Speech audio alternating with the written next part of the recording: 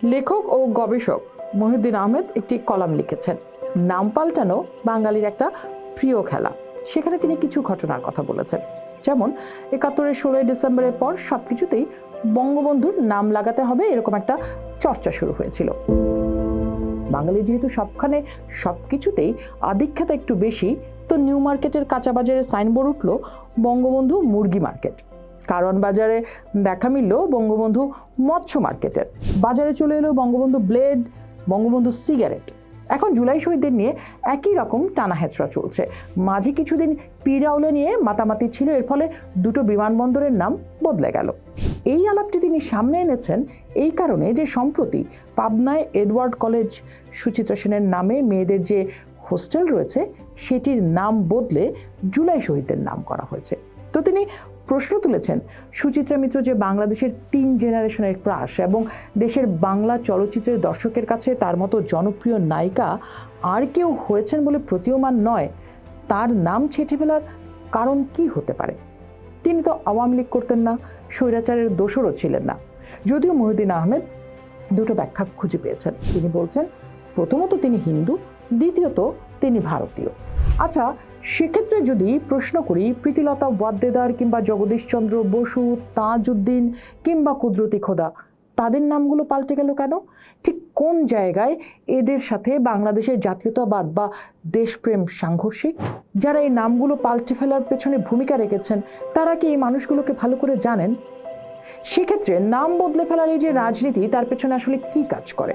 আমরা দেখেছি জুলাই আন্দোলনের পর বিভিন্ন স্থাপনা, সড়ক, প্রতিষ্ঠানের নাম হরে ধরে বদলে ফেলা হলো, যেটা আগে রাজনৈতিক বা অরাজনৈতিক সরকার যে যখন ক্ষমতায় এসেছে সেই তখন নিয়মিতভাবে এর চর্চা করে এসেছে।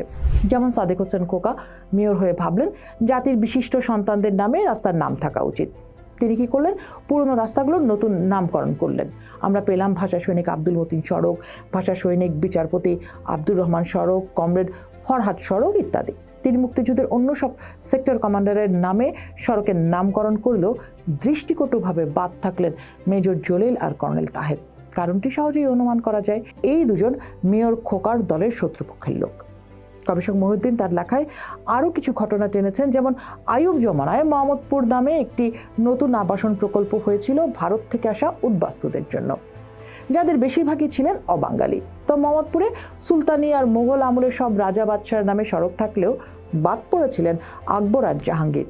হয়তো তাদের খাঁটি মুসলমান মনে করা হতো না, যদিও জাহাঙ্গীরের বেগম নূরজাহানের নামে মোহাম্মদপুর একটি রাস্তা রয়েছে। আমরা দেখেছি শেখ হাসিনা দ্বিতীয় মেয়াদে ক্ষমতায় বসে ধানমন্ডির দুটি সড়কের নাম বদলালেন। জিয়াউর রহমানের আমলে ৩২ নম্বর সড়ক হয়েছিল ১১ নম্বর, শেখ হাসিনা সেটিকে আবার ৩২ করলেন এবং ২৭ নম্বরকে ১৬ নম্বর করলেন। হাসিনা সেটার নাম দিলেন শেখ কামাল সরণি।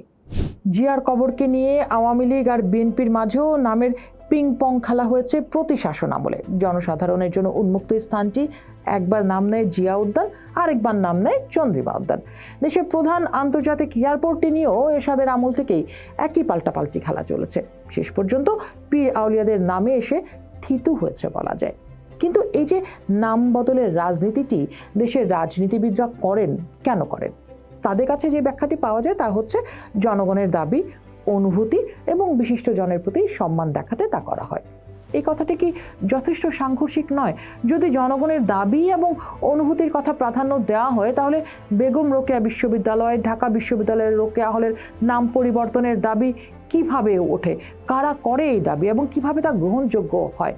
বা যদি একই সাথে বলি, কবি মধুসূদন, বিজ্ঞানী জগদীশচন্দ্র বসু, বিপ্লবী প্রীতিলতা, জাতীয় চার নেতার এক নেতা তাজউদ্দিন, বিজ্ঞানী কুদরতি খোদা, অভিনেত্রী সুচিত্রা সেনের নাম অপসারণে কি জনগণের দাবি বা তাদের অনুভূতির হাতে ছেড়ে দেওয়া উচিত? একটি এলাকার মানুষ বহু বছর ধরে একটি জায়গাকে যে নামে চেনে, কাগজে কলমে সেই জায়গাটির নাম বদলালেই কি তার ঠিকঠাক পরিচিতি পাওয়া যায়? পৃথিবী জুড়ে বিভিন্ন সড়ক, স্থাপনা বা প্রতিষ্ঠানের যে নামকরণ হয়, তা তো সেই বিশিষ্ট জনকে সম্মান জানাতে বা তার অবদানকে প্রজন্ম থেকে প্রজন্ম ধরে রাখতেই করা হয়। সেখানে আমার দেশে বারবার এই নাম পরিবর্তন, এই চর্চা আমাদের পরের প্রজন্মকে কি বার্তা দেয়?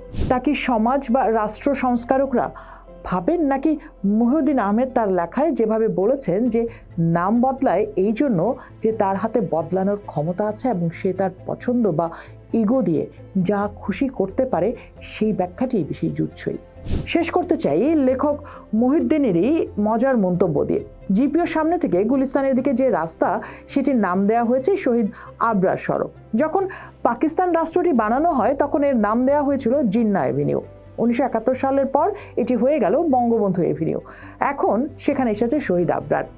25শে মার্চের ক্র্যাকডাউনের জন্য জিন্নাহ দায়ী ছিলেন না, জুলাই ম্যাসাকারে শেখ মুজিবের কোনো দায় নেই, তারপরেও দুজনেই ব্রাত্য। পাবলিক পারসেপশনের প্রথমজন পাকিস্তানের প্রতীক, যেটি আমরা ভেঙে দিয়েছি। দ্বিতীয়জন হাসিনা স্বৈরাচারের প্রতীক, সেটির আর জায়গা নেই। তিনি বলছেন তার মনে হয় নাম পাল্টানো বাঙালির একটি প্রিয় খেলা, তবে এ খেলাই শেষ খেলা নয়। এই দিন তো দিন নয়, আরও দিন আছে। পোস্ট দেখুন, ভাবুন, করুন, পোস্টের সাথেই থাকুন।